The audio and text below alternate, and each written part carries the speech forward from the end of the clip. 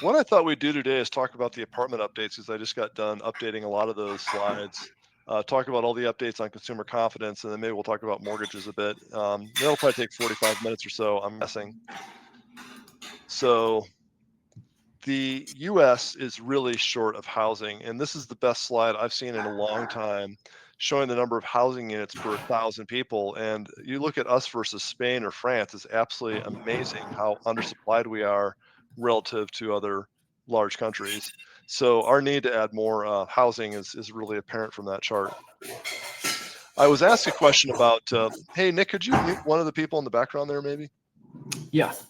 Um, is the number of offices getting converted to apartments really going to change the dynamic and create a whole lot of supply and kind of wreck the apartment market? And the answer is probably not. So this shows you on the left the number of office units that are in the process of being converted into apartments by Metro. And you can see, it's like on the order of 70,000 or something like that. But it's nowhere close to enough that it would make a material difference in a rental market of tens of millions of units. So don't worry about that coming to hurt us any. If you're curious about the larger apartments, like how much of a correction we've had, the quick answer is the peak to trough has been about 20%. If you compare that to the great financial crisis back in 2009 and 10, it's about a 30% drop. So we probably are past the worst of it. You can kind of see the last couple months, prices have hit bottom and started to go up a little bit. And I don't think that's a false bottom. I think that's probably actually pretty accurate. You can see the same pattern there on retail in the pink and in the office in the central market. So looks like they're all doing pretty well. Can I ask you a question about that one, Lon? Yeah. I like the line in green, obviously, because it keeps going up. That's industrial. In the different NDF funds, is there a segment that goes into industrial in any portion of those? I feel like there is, but I can't remember. Yeah. Usually we have about 2/3 in multifamily, and the other third we'll put into industrial. We have a couple segments of hospitality that we like, or we'll look at maybe self storage or student housing, things like that.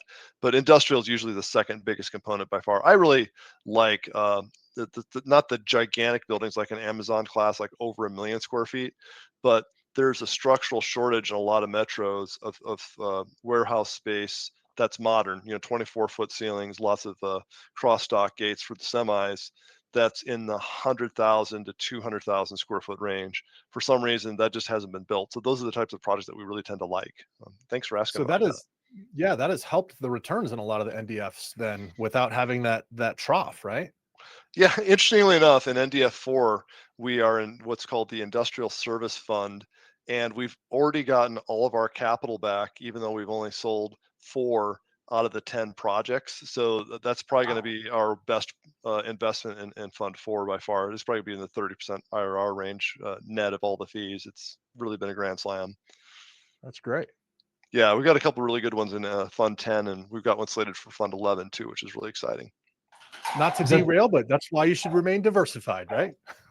Absolutely. Absolutely. So you can't be indiscriminate by just anything because there's like a little bit more capacity than is needed, like at the million plus square foot, like for an Amazon distribution center. And the smaller side, it's just hard to get an industrial, an institutional investor to buy. But the mid Yeah. market has been really, really good to us. Cool. Thanks. Yeah, absolutely. So in summary, I think I'm just going to go through the slides instead of the summary chart here. So this is a chart I showed you last time showing apartment absorption in 2024, and the quick punchline was when a tenant takes a lease and takes a formerly vacant unit and occupies it, that's called absorption or demand. And you could see the demand that we had in 2024 was really, really strong, unbelievably off the charts. So there's been a lot of anticipation, like what was first quarter going to look like? So I now have that data so I can reveal it to you. So first quarter was just about the best first quarter we've ever had. So the incredible pace of new household formation and demand for apartments continues unabated, which is remarkable. I don't think it's going to stay this red hot. I do think that we'll have a modest recession, and that's going to slow this down a little bit. But we're still off to a really, really good start to the year for demand on the tenant side. So if you take a look nationally at the supply side, you can see that the peak amount of delivery is that first gray bar, 2024, and then 2025 was also likely to be a very strong year. 26, which is in the red there, will drop off to like half of what it was last year. Mhm. So we've got quite a bit more supply coming on in the next 1 or 2 quarters, and then that's just about it for several years. Yeah, So to add on to that one, Lon, I like to look at a lot of the CoStar reports that are out there. And when you look at a lot of markets, if you look at what's expected to be delivered in the next 8 quarters in a lot of those markets, it's a big zero. yep. So there is quite literally no new supply coming online in the next 2 years in some of these markets. So we're in, we've been in the second highest, time period of supply in 22 and 24, but we are dropping off a cliff over the next couple of years.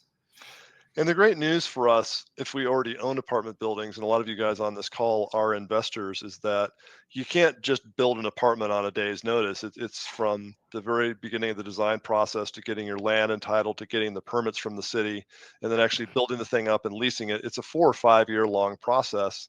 And we know right now that the number at the very start of the chain is very, very low. So we can predict even to probably 29 and 30, maybe even 31, it's going to be pretty low. With the interest rates being as high as they are right now and all the uncertainty, there's not a lot of excitement among the banks to finance new construction projects. So this just sort of restates in a different way the number of apartment construction projects that are launching is falling off a cliff. So this puts the supply and demand in together. So the orange line just shows you the difference between supply and demand. So the higher the orange line, that means there's more demand relative to the supply being added. That's good for the landlords to have more pricing power. If the orange line is below the line, which you saw in like 2023, in the first part of 24, there was more supply being added so quickly that the rental demand couldn't keep up. So it shifts the balance of the negotiation in the tenant's favor, which means more concessions, less rent growth, more vacancy. So we are definitely well past the worst of the apartment market. I don't think that the general public has a good handle on this. I keep hearing whenever I introduce myself, what do you do? I work in commercial real estate. Oh, what do you specialize in? Multifamily. And everyone says, oh, I feel so sorry for you. Like, this is a fabulous time to be buying. And the prospect looking forward is really, really good if you only knew, which is why I do this class. So thank you guys for being on it with me.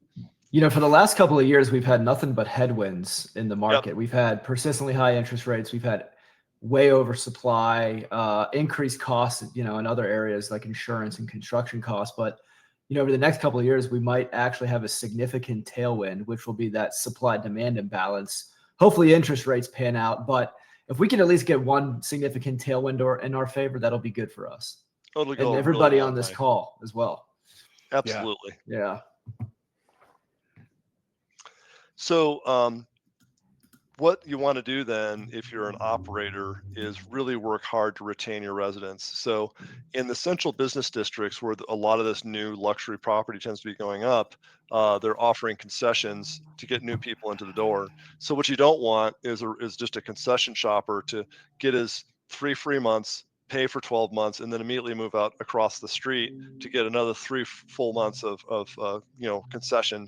So they're being a lot more proactive about saying, look, if you can just sign this lease renewal, we'll keep your rent the same, or maybe just a 1% increase, and we're going to give you 2 months free with another 12-month commitment. So you see the retention has really gone up a lot. That's helped a lot for the newer buildings to lease the buildings up and keep them leased a lot faster. So it's really good to see how healthy this number is right now.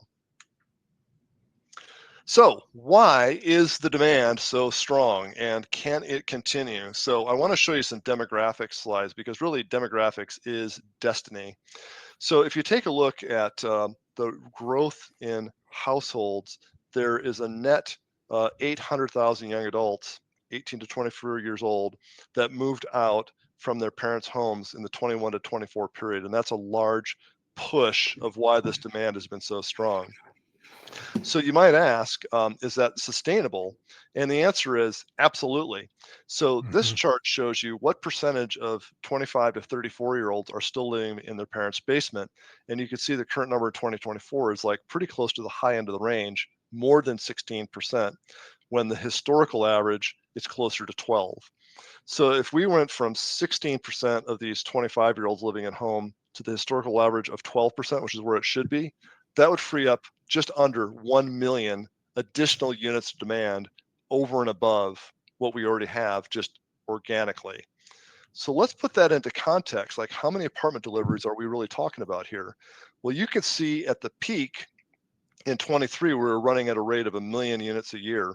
So just getting the 25-year-olds to the normal level of occupancy would in of itself absorb all of that new supply that we created, not counting all the normal other things that go into creating new demand. So there's a ton of demand on the sidelines, which I think is, again, a fact that's not well appreciated by a lot of people. I don't think the slide was in the last month's presentation. This is like a newer one, if I remember right. Yeah, this is new. I like that slide a lot. Yeah, when I saw this slide, like, I'm publishing this one for sure because it tells such a great story. If you look at the same chart for 18 to 24-year-olds, it's a similar number. It's not quite as high, but the shape of the graph is exactly the same. So there's pent-up demand in the young sort of college age adults, although a lot of them aren't going to college now, as well as this 25 to 34 bracket. A final driver, and this one I think is played out, is that you can see the average size of a household has gotten smaller over time. So if you look at 1960 to current, there's smaller and smaller number of people per household. So if that's the case, two people who historically would have lived together have both got their own place. That creates one more unit of rental demand. I don't think it can go a whole lot lower, so that's not going to help us going forward as much as this is the driver you want to keep your thumb on to understand what's happening. So from the economics of the new apartment builders, there's been a lot more discipline, I think, due to these really fantastic IT tools they have now to offer a lot less concession to keep a building full or to lease up a new building. So you can see back in the 2004 economic cycle, we had to offer about 41% of apartments had to offer a concession. The cycle before last, it was 28%. This cycle, it's only 15%. So that's definitely helped the margins a lot through what was a trying couple of years. So just a couple stats for you. Do you think the starts are going to rebound anytime soon? I don't think so. You know, the panic over the tariffs is going to be short-lived, is my humble opinion. But that certainly isn't helping anything right now. But the leading indicators I would like to look at are number of permits being issued during surveys of developers. Architectural billing is a really important one. If you survey all the large architectural firms that focus on multifamily and ask them how many projects do you have in the pipeline, they all say none. That's a really good leading indicator because that's going to be way before a permit gets issued, right? And just the credit conditions, talking to the banks, like, do you want a loan on this type of product? And then generally speaking, the answer is no, we don't. Or if we do, we're going to want you to put like 60% down or 50% down, and they're not going to offer you a lot of leverage. So I think that is the main set of things there. One other driver, I think we talked about this last time we covered apartments, is it's very difficult for first-time buyers to get out of the rental into their first-time house. And Joe, I mean, you talk to first-time buyers or prospective first-time buyers all the time. Can you give us some color on that? Yeah, this graph is like my life. You know, there are folks that I talk to every single day, and they're like, I'm going to rent a place for $2,500, or maybe I want to buy, my budget is $2,500. And I'm like, great.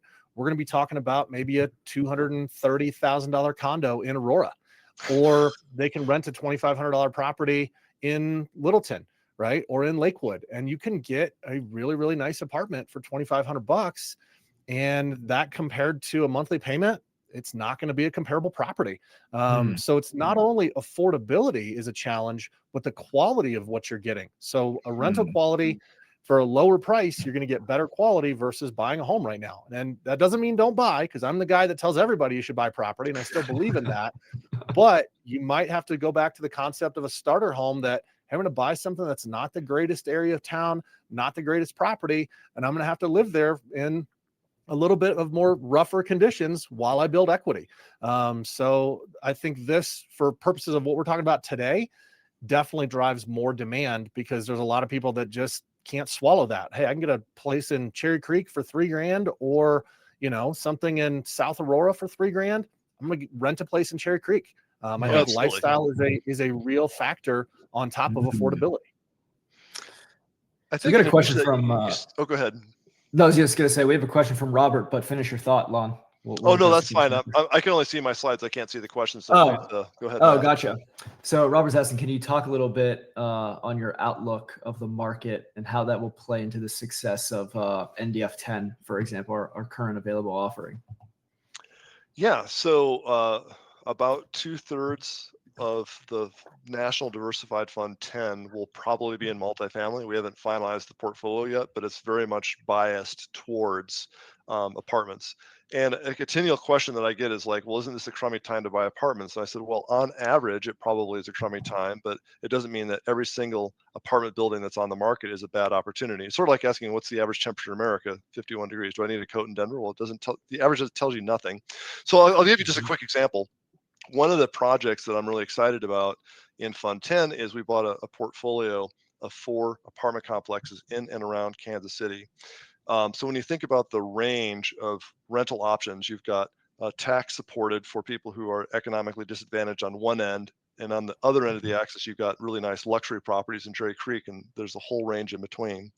So on the really cheap government subsidized, it's this group called LIHTC, Low Income Housing Tax Credit. So when you build a new property, you can sign up for LIHTC. You get a bunch of tax credits and grants and other perks from the government in exchange for you keep your rents really low, and a lot of your tenants will be government subsidized. And that's a 30-year contract. So we found a portfolio in Kansas City of the original family that built this portfolio, and they're 29 and a half years into their contract. And the guy that built it is probably in a nursing home, and not able to manage the property anymore. So now it's his wife or his daughter's job to manage this property, and they're sick of it. They just want it to go away. So the great news is that they've managed it really well. So we bought it at a very attractive price based on these ultra low LIHTC rents, and we gave notice to the government saying, hey, when we get to 30 years, which is like 5.5 months from now, we're not going to renew. And then all we have to do is like put in market rate tenants, stabilize it for 2 years, and sell it. There's opportunities out there like that. If you kiss every frog in the pond, you will find them. And that's the kind of stuff that we're looking for. That's great. It's going to be a great project, and there's not a whole lot of risk to it. Yeah. So thank you for asking about that. Joe, can you talk a little bit about what you're seeing for consumer debt trends, and what is that doing, impacting people's ability to qualify for a mortgage? Absolutely. Yeah, I love this chart as well. Ignore the blue for a moment because that's mortgage debt, but notice how the purple, which is auto loans, are growing. Student loans are increasing, but the big one I want you to focus on is where is it? The dark blue credit card debt is increasing right now more rapidly than it ever has in the past. And what we're seeing is that inflation impacts people in a lot of different ways.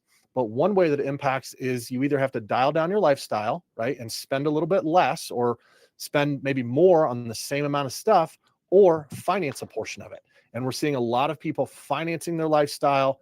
I actually saw recently you can start doing buy now, pay later for groceries, which is a slippery slope, but a lot of people do it. But you're seeing that financing their lifestyle is leading to people having more and more difficulty saving up for a down payment, which ties in with this conversation. More people are going to rent because they can't save up for a down payment. Yep. Totally makes sense.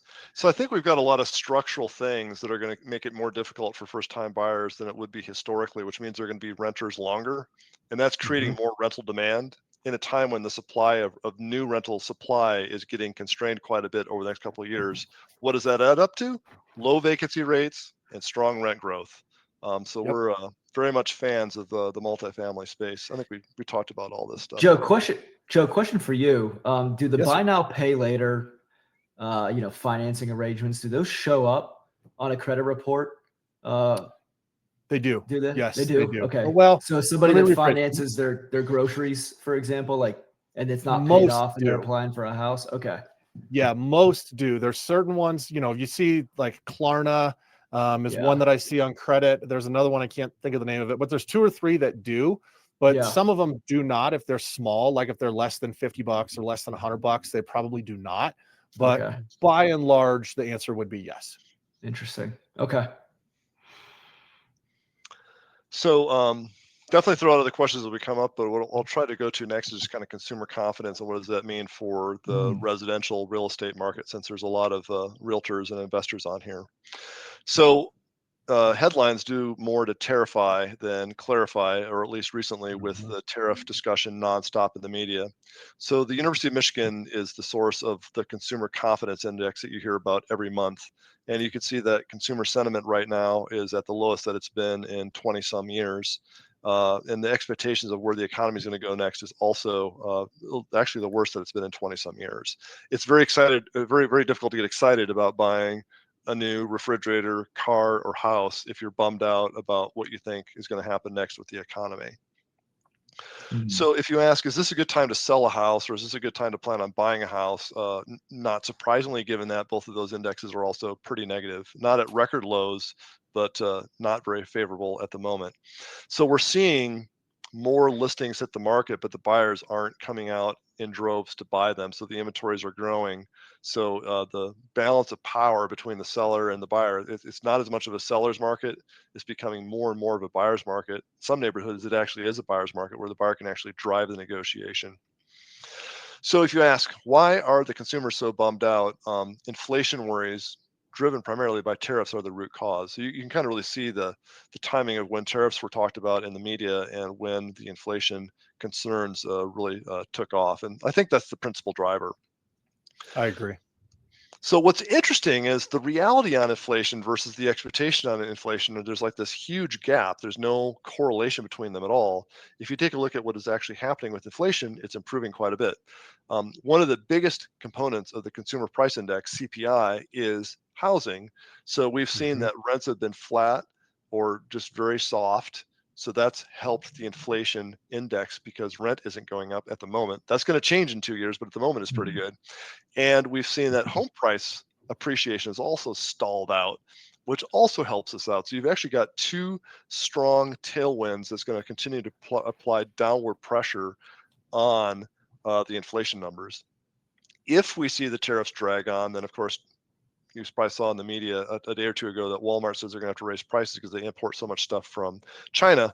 I think that's all going to get resolved in the next couple months. So unemployment's great. So my guess is, and this would be kind of a fun discussion topic, is I'm thinking that we're going to see most of the tariffs get resolved in the next 90 days.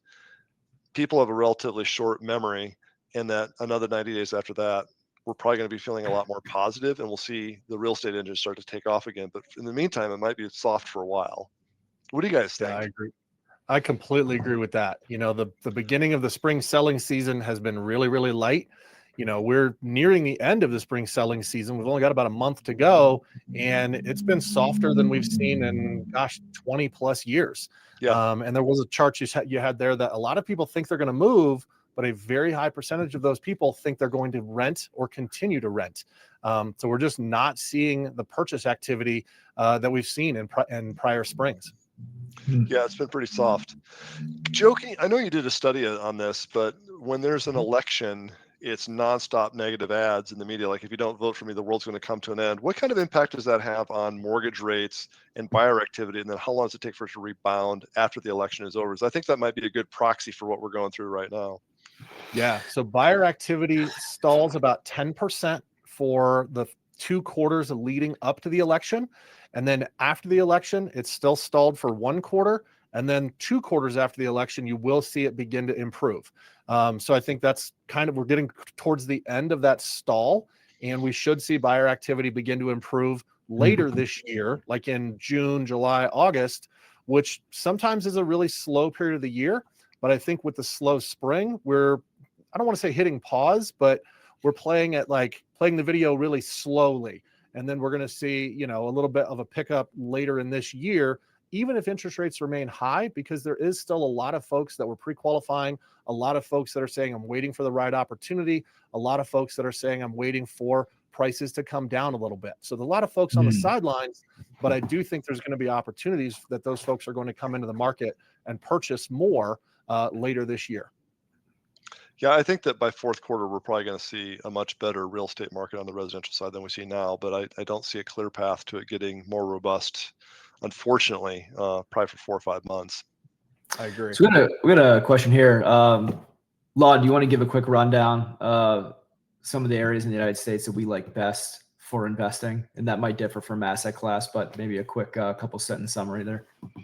Yeah. So basically, we like the southeastern states and the Sun Belt states, and then some parts of the Midwest. We don't really care too much for the coasts. What we're looking for is a business-friendly environment and a set of laws that is a little bit more landlord-oriented. And reasonably, like if you don't pay your rent, we can kick you out. Not much more than that. That's really all that we need. There's been 12 different laws in Colorado in 2023 and 24. All 12 of the laws that just came out were all in the favor of the tenant and made it much more difficult to be a landlord. And that makes it an undesirable place for us to invest, unfortunately. Yep. Joe, I don't think we're at a huge risk of repeating the foreclosure crisis that we had in 2009 and 10, but would you talk a little bit about what your prediction would be on that? Yeah. So this is one of my favorite slides that we have in the entire deck. If you go back and you look at the great financial crisis and the housing bubble back in 2006 to about 2010, you see when all of those foreclosures were occurring, there's actually more debt nationwide than there was home equity. Right. And that's that line you see on the left that's kind of upside down there in 2010 through about 2012. Well, now look at how much equity there is compared to debt. So if you have a client that gets into a tough financial situation, they're not just going to send the keys back to the bank and say, you know what, I have more debt than my home is worth. You guys just have it, foreclose. We'll see you later. Clients are sitting on a record amount of equity, $100,000, $200,000, $300,000, $500,000 worth of equity in many cases. If they fall on tough financial times, they're not going to go to foreclosure. They're going to call an agent that's probably on this phone call and say, you know what, I need to get some cash out of this house via selling it. Can you list my home? Even if I have to take a 5%, even 10% price reduction, I still want the bulk of that equity to pay off my credit card debts, pay off my mortgage, and help me get restarted. And guess what? That person's probably going to rent in one of our multifamily units for a period of time before they're going to buy again. So if you've got clients that are waiting for a foreclosure crisis, that is very, very unlikely to happen. There's just simply too much equity. And a couple slides ago, most people have a job. Unemployment is really, really low. You need two things to lead to a foreclosure crisis: high unemployment and low equity or high debt. We don't have either of those things right now. So you're not likely to see a big foreclosure boom. So I think you could see an orderly, soft decline in prices. And at least in the Denver market, for the people on the webinar who are in the Denver area, you're probably seeing this.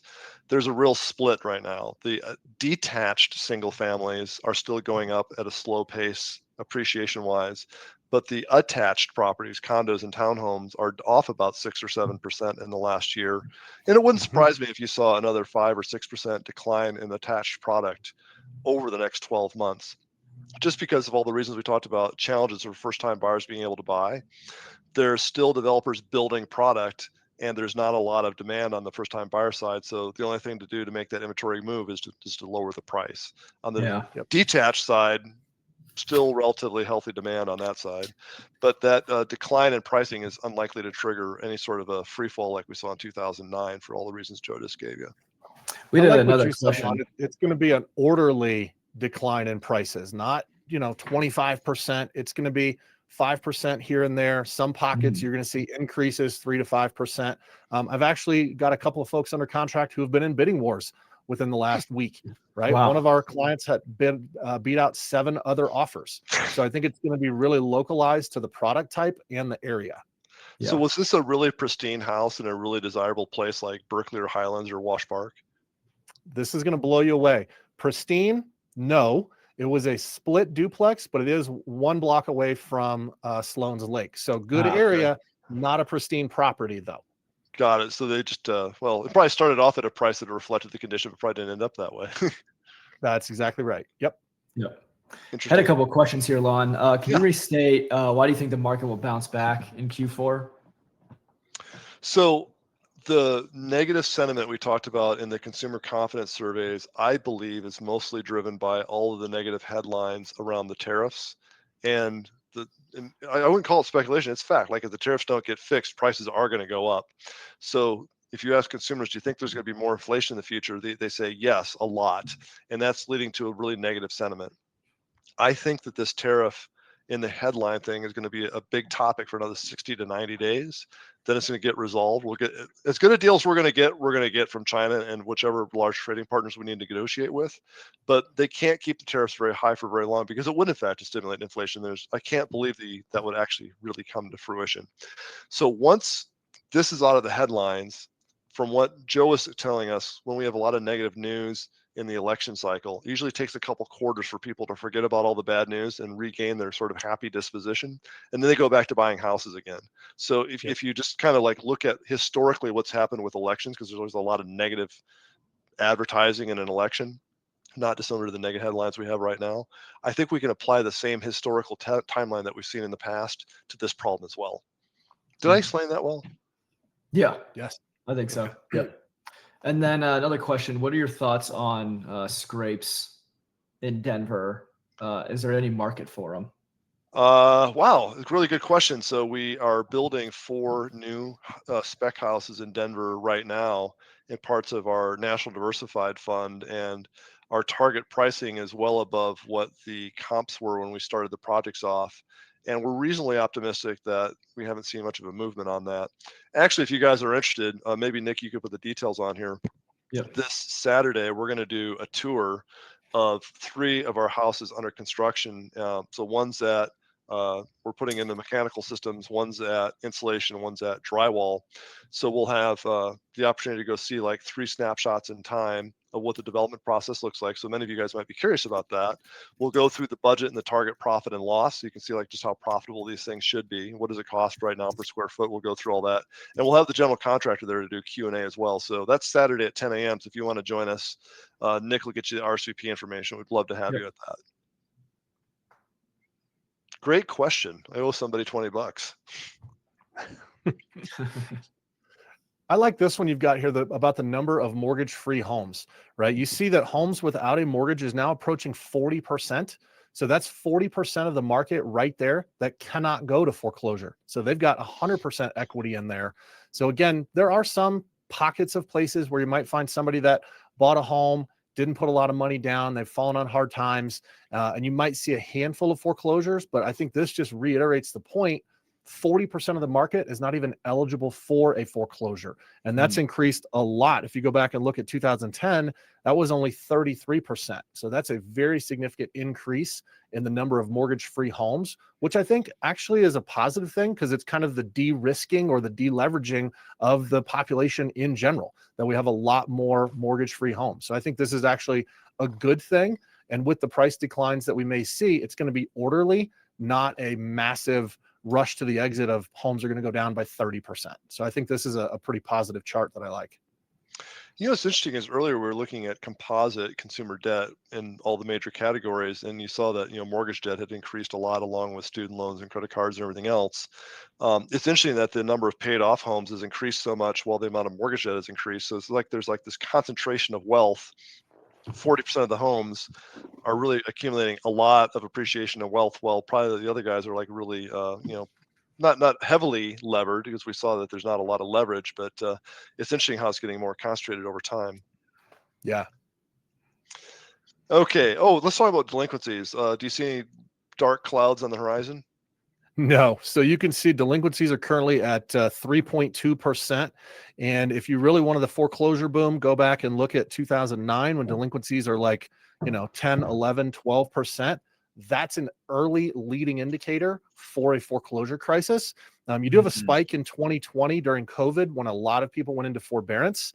And what do you know, over the course of 6 months, everybody, you know, went back to work, got their jobs back, and those delinquencies came down to below the historic level.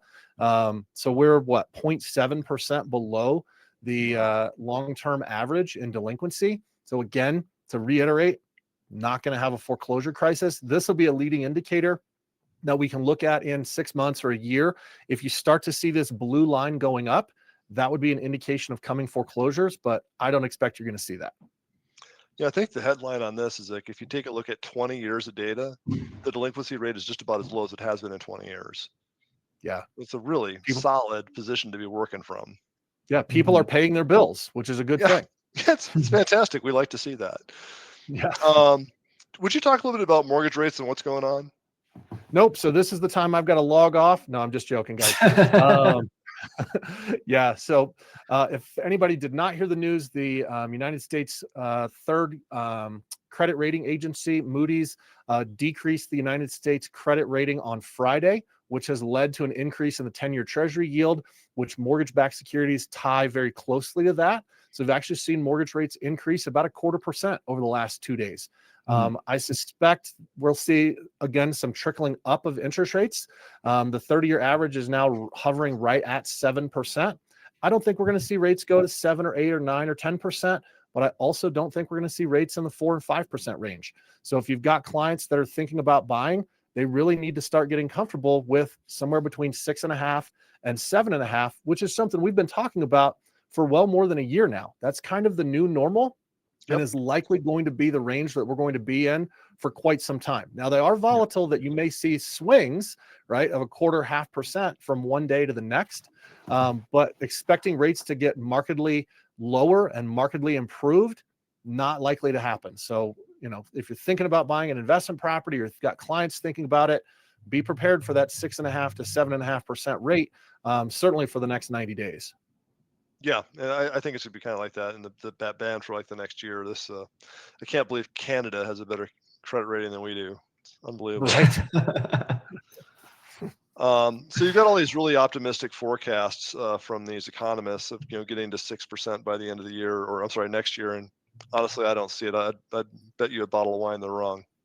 Here's the thing: if we were to go back to this slide from a year ago, this slide showed that in 2024 to 2025, rates would go down on exactly these trajectories that are highlighted here. And it didn't happen. So what did they do? They just moved that prediction out by 12 months. Over. Yep, Exactly. They always do. If you keep moving it out, you'll be right eventually. Just keep doing it every year. Just keep pushing it, So these guys have a track record that makes the weatherman look proud. Unbelievable. So, we're currently at 7. If you take a look historically speaking, during the 70s and the 80s and the 90s, for 30 years, the average mortgage rate was higher than it is right now. In every one of those years, we sold millions and millions of houses. So I think there's this impediment in people's mind that we can't get deals done at 7%, but history shows us that's not true. Even at 13% mortgages, we still got lots of deals done. Something that'd be good to see from that graph, Lon. I'd also bet, yes, we did have nearly 13% interest rates in 1980s, but what was the percentage of the population that could actually afford a home on a relatively decent income versus today, right? Because we're talking about first-time home buyers. Yes, we're at 6.5, 7.5%, but first-time home buyers, they don't have the income to support that, especially in the Denver market, right? So it might be interesting to see a slide. I'll throw this request out there that shows over these decades, what was the relation of the income during that time period relative to the interest rate, and how did that affect affordability, and then where are we at today? That might be something that'd be interesting to see. I would guess, and Joe might be able to help me out with this, that in the 1980s, you might have a household that had an income of, say, $25,000, and the average house was trading for 75 or 100. So the average house costed 4 times more than the income. Versus today, I think the median household income in Denver is 90, 95,000, something like that. And our median home price is just under 700. So it's 7x. And I think that's the ratio that Nick's talking about, is that, it's almost double the multiple of income. And that really creates a huge headwind for people to be able to afford to buy. And I guess what you have too, right? We're also talking about record high credit card debt, student loan debt. So factor in that 7x multiple compared to the 4x multiple. But I think in the 80s too, we also were not, first-time homebuyers were not saddled with hundreds of thousands of credit card debt. They didn't have tens of thousands in credit card debt. So, their spending was probably a bit more under control as well. So you've got so many other headwinds, like you had mentioned, that's at play here to be considered. So I think that's a really good point. If you go back and look at the 80s, student loans and credit card debt had just barely been invented. Very close to zero, right? It had not gained widespread adoption yet. So I think that's a really good point. is that additional debt burden does impact the affordability, which is not directly tracked, right? Because affordability, we simply look at income versus house price times interest rate. But you got to factor in there's a certain amount of debt that people didn't have in the 80s. Right. So I think that's a really great point, Nick. Yep. It all, well, healthcare as a percentage of GDP was smaller. The cost of education was a lot smaller. So like my last year at University of Iowa in 1990, I think I paid $3,000 in tuition for the entire year. So I was able to work part-time and actually pay all my tuition. I didn't have any student loans when I graduated. Yeah. Like, no kid could do that today. Yeah. So this is just a fun little soundbite. In 1971, the interest rate for a mortgage was 7.3. And if you said, I'm not going to buy a house till the rates go down, you would have waited 22 years until 1993. But meanwhile, the average price of real estate went up 4x. So don't wait to buy real estate. Yeah. That's the main stuff I wanted to cover tonight. Let's do some more Q&A. I'm going to turn off the share here, and so I can kind of see the questions as they come in. Yeah, guys, feel free to send over your questions. We've got plenty of time here. It's nice having so many questions from you guys today. So I had a thought back to the apartment conversation, Lon. Really, the summary that I would take from all of that is higher demand, lower supply. That's going to lead to increased rents. And so a year, 2 years, 3 years from now is going to be a good time to own apartments. Would you echo that? Absolutely. This is just, it's funny, like everybody during the middle of the cycle looks back and said, God, I wish I would have bought at the bottom. And we're at that point right now. But everyone says they're a contrarian buyer until they've got to write a check at the bottom of the cycle. And it's so frustrating. Yeah, it's scary to do. When prices have been going down, you never know. Am I going to catch a falling knife and prices are going to continue to go down? Or am I really at the bottom? And you never know till 2 years later when you're looking in the rearview mirror, right? Exactly. But we showed that slide for the apartment pricing where the apartment prices are off about 20% from the peak. And the last couple of quarters have been inching up just a small amount. I think that's really good evidence that we're probably at the bottom right now and a little bit past it. So hopefully the falling knife thing isn't as scary as it was. I think you're right. Couple of questions here. Roxy's asking, where and when is that LIHTC deal going to be part of your offerings? Roxy, that's a part of our National Diversified Fund 10, which we have open now, and that project is in Kansas City. Yep. So if you want to take a look at some more details, feel free to reach out to me, and I'll send you the deck, and you can review that. Michael, KCM talked about how 1/4 of buyers have decided to put their home search on hold. How do we anticipate that affecting demand, and where do you think we'll see days on market and months of inventory go over the next 90 days? That is a kick-ass question. I'm really glad that you asked that. So I think it's entirely a function of consumer confidence. So actually, I'll put the slide share back on, and I'll just show you a slide that we talked about for a second, because it'll really, I think, help with your question. So while you're pulling that up, I'll just answer anecdotally that I absolutely have that conversation with a lot of folks that say, I want to get pre-qualified, but I'm not looking right now. And then all of a sudden, 30, 60, 90, 120 days, they'll call and say, okay, I found the perfect home. So I think that's a real thing, that the home search is extending. And we had a slide in a different presentation that the average time for a home search used to be about 7 weeks. And it's now extended to as much as 12 weeks. And we don't have data for this year, but I would expect it to be between 14 and 15 weeks. So I think a lot of that demand just stretches out over a longer time horizon, especially for first-time buyers. Yep. So if you look at the consumer sentiment index, that's like, how do you feel right now? You can see that this has plummeted just in the last 2 or 3 months. If you say, what is your expectations for the next couple months or a quarter? You can see that's also plummeted. So I think this quarter of the buyers saying, I'm going to put my search on hold is directly a function of this lack of confidence in the economy. Is there going to be a recession? Is it going to be severe? Is there going to be a lot of inflation? Am I going to lose my job? Can I commit to buying a house right now? Like, that seems like a really silly idea given the uncertainty in the market. That's a rational response. So what we need to have happen is we need to have a budget bill pass, and hopefully that'll be in July, to take that huge chunk of uncertainty off the table, get these tariffs resolved, and get all of that out of the headlines, give people some time to catch their breath and breathe, And I think you're going to see a resurgence then back into the confidence and expectations where we saw, say, 4 months ago. And then the buyers will be back. But I think it's smart for the buyers not to be excited right now. Shit, I mean, God, why would they be excited? So I Yeah. want to add just a counterpoint to that, because I really like what you said, right? I'm afraid of what's happening. I'm afraid to buy a house right now. An important point that I think you need to bring up. You know what, Mr. First-time buyer or Mrs. First-time buyer, you're already buying a house. You're just buying the house for someone else. And Yeah. that's where, again, back to what you said, Lon, everybody says Mhm. they want to be a contrarian buyer, buying when everybody else is scared, but it's actually scary to do that. But that's something we need to point out. If you're making a rent payment, you're buying a house just for someone else. Now, don't go out Mhm. and make any bad financial choices, but you're still paying a mortgage every single month. Yep. Just your landlords. That's right. Yeah. That's right. Yep. Guys, which area do you see as the most price resilient for single family rentals? Say, asking Southeast, Southwest, or Central. I think they just meet in Colorado from that standpoint. Gosh, there is a real shortage of single family rentals relative to demand. And I think that's only going to become more and more imbalanced. And there's two factors that drive that. So on the supply side, I've made a decision. I'm selling all my rentals in Colorado. Mm. So if I've got condos, townhomes, or single families, I'm going to clean them up and sell them. And 9 times out of 10, it will not be an investor that buys from me. It's going to be a first time buyer that buys from me.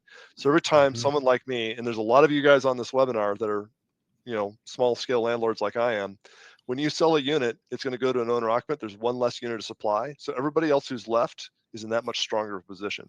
Mm. So that's the supply side. On the demand side, we went through all these different factors that are showing increasing demand. And a lot of these people, like when they're first renters, they're okay living in an apartment building. But if you're like in your 30s with a couple of kids and a dog, you don't want to be in an apartment building. You want a back door to open up the back door, let the dog run out. You don't want to put on your shoes and put on a robe and get dressed to take your dog out. That's a big pain. It'd be nice to be able to have like a bunch of groceries from Sam's Club back into your garage and like just walk into your kitchen, as opposed to getting a shopping cart, taking an elevator up 3 times. And so the demand for single families is going to be fantastic. So if that's part of your long-term plan, I think it's like nothing but good news for you long-term. Lon, does I your agree. answer remain the same from a nationwide standpoint? I think Mhm. that's what Gary. Okay, perfect. Yeah. So I mean, you Okay. could split hairs and say like, is it going to be better in this neighborhood than that neighborhood? Like, yeah, we could make up a story and support that. But the reality is just, single family in general, like that's a really attractive asset class. Yeah. I agree. Are the tenant-friendly laws causing a reduction in new apartment construction in Colorado? It's not so much the new tenant-friendly laws as it is all the affordable housing rules that came along with it. Mm. That was a little bit before. It's just not economical to build here at the moment in Colorado. So you're going to really see the number of new apartment units fall off a cliff. You're already Mm. seeing it. Yeah. Which, yeah, just drive around town. You don't see nearly as many tower cranes in Cherry Creek or downtown as you did 3 years ago, 5 years Yep. ago. There's not Yeah. visual evidence of it. Well, Yeah. you see a lot of these vacant parcels. There's one right down the street from me. Actually, they're supposed to build a 300-unit mixed-use apartment building. They've owned the land for 2 years. They haven't even done anything to it. So I Mhm. see a lot of that, just vacant parcels that were acquired, and maybe they're waiting for a better time. Maybe they're waiting for the permits to get through. I don't know what the case may be, but the point is, it's a 1.5, 2 year delay from a lot of these projects starting. That's a lot of interest Yeah. compounding on somebody's balance sheet. Yeah. Yep. Yeah, it is. Well, we get a lot of conversions from apartments to condos, especially if there's a reduction in liability from current construction defect laws in Colorado. So I did a lot of work on apartment to condo conversions in 2005 to 2007. So the rough rule of thumb at that point in time, and it probably hasn't changed a lot, is you need at least $100 per square foot spread. So at that point in time, we could buy, if you could believe this, I'm going to sound like a lunatic. You could buy something in North Washington Park for under $100 a square foot for an apartment building, convert it to condos and sell it for like 220 to 250 a square foot. So let's say on average, $130 square foot spread. That math made sense to do that conversion. So you'd have to have that level of a spread. The challenge right now is that a lot of apartment buildings are trading at 330, 350, 380 a square foot, and the condos aren't selling for 500 a foot. So without that spread, there's no economic driver to make the conversion. So that's a quick answer for you.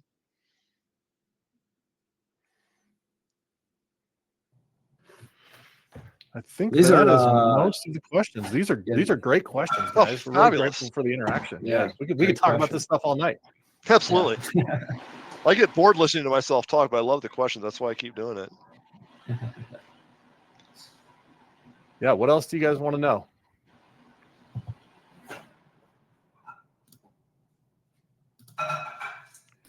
Juan, let me ask you real quick on the tariff slide.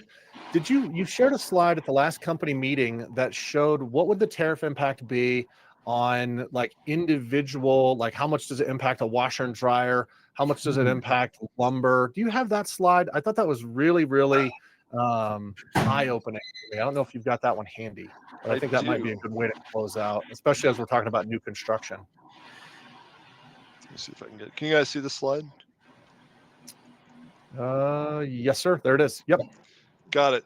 So the way to look at this is on the x-axis on the bottom, it's what percentage of that material, let's say household appliances, is imported versus made in the US. So if you look at that red circle for major household appliances, about 30% of them are imported from Korea or China, or a very small number from Germany, and 70% of them are made here in America, a lot of them in Kentucky by Whirlpool. And then the y-axis, which goes up and down, is that construction item comprises what percentage of the overall cost of delivering a new house. So if you want to look at the green circle in the upper left, you see ready-mix concrete. So concrete is one of the most expensive components overall for the finished price of the house. It's like 6%. And concrete wouldn't make sense to make in China and ship, right? You got to make all of that domestically. So the best case scenario is you want to see the things in the upper left quadrant are a high percentage of the overall construction budget, and they're almost all made in America. So the tariffs have no impact on that item. The worst case scenario would be the upper right hand corner, which you can see is blank, which is good. So the upper right quadrant is this is an item that greatly impacts the cost of a house, and a lot of it is imported. So the tariffs are really going to have a big negative impact on affordability for homes. And you see it's actually, there's nothing in that quadrant. I think that there's things that you buy at Walmart, like clothing, where almost all of it's going to be imported, and the tariffs impact on clothing is really substantial. But when you take a look at housing, you see that really for the most of these things, the vast majority of this stuff is made locally, very close to where it's used, and I don't think the tariffs are going to have a very material impact on us. And I think the largest component of that is like these things are just unwieldy and heavy. You think about asphalt shingles, really, really heavy, long pieces of lumber for building the skeleton of the house, concrete and rebar to make the foundation, or paving, or sod. Like you're not going to make sod in China and ship it here. It just wouldn't make any sense. So I think that the concern about tariffs is really warranted more on things like electronics and clothing. Yeah. Tad, I thought this was a great chart. To add on to that, I love the reference. One of the operators that we work very closely with, Hill Point Development Company, what a lot of other major developers are doing is they've been able to acquire a lot of their supplies much earlier than when these tariffs actually went into effect. And of course, they're monitoring it. The whiplash decision making of 150% tariffs, now 30% tariffs. They've been able to successfully acquire these supplies and resources at the right time, before the 150% hike up. But one of the things they're also doing is they're looking for other partners to acquire a lot of these supplies. So rather than being so self-reliant on China, they're going to other places in Asia, South Korea, Vietnam, to acquire a lot of these, because they're still able to get very favorable pricing on a lot of those supplies by going to these other suppliers in other countries. So yeah, there's an impact. I don't think we fully realize the full impact, but a lot of the big players, the developers that are doing large volume, they're very closely monitoring it, and they've really been able to stay a step ahead of the game, despite all these crazy tariff announcements. So a couple of other questions here. Do you guys like DST, Delaware Statutory Trust, or are there too many fingers in the pot with those investments? We did a really extensive study on the DSTs, and there's a whole handbook of rules that you're constrained by. And just our style of investing doesn't work. We like to either build something new from scratch, or we like to buy something that's beat up, like that apartment example I gave you earlier, and do some renovation and reposition it. Neither of those are allowed in Yeah. DSTs. It really applies well for triple net building, like a Home Depot or a CVS, where it's a triple net lease. And what that means is that the tenant is responsible for all the maintenance, operating costs, shoveling the snow. They're responsible for everything, and a small amount of rent gets paid to the owner. That's really the only type of asset class that really fits well with Mhm. a DST. You're not really easily in any practical fashion allowed to do any renovation or any improvement work to it. So if you had like a strip mall where you would expect the tenants would change over every 5 years, and a new tenant would sign a new lease at a higher rate, but they'd expect like some sort of remodel as a part of it. You can't do that with a DST. So it's Mhm. very, very limiting on what you're allowed to do. All the DSTs that we've studied tend to pay like 6 or 7% cash on cash, but there's a lot of fees with it, and there's not much appreciation. So the composite return is really small. So if any of you guys are contemplating a DST and you've got a couple that you're looking at, I'd be very happy to do an analysis for you, showing you the different options that you have available, and is the DST a good choice or not? Because 9 times out of 10, it's not the right choice. It seems like it could be a good fit for maybe the individual that's just been doing 1031s their entire life, and they're way down the road and they've got millions of dollars of equity that they're terrified of paying the taxes.